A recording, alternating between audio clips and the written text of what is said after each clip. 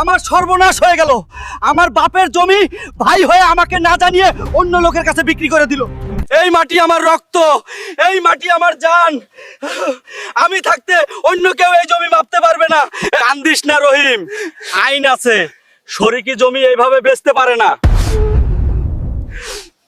ভাই, ভয়ের কিছু নাই। আইনের ভাষায় একে অগ্রক্রয় বা প্রিএমশন বলে। আপনার ভাই আপনাকে না জানিয়ে জমি বিক্রি করলে আপনি আদালতে মামলা করে ওই জমি ফেরত পেতে পারেন।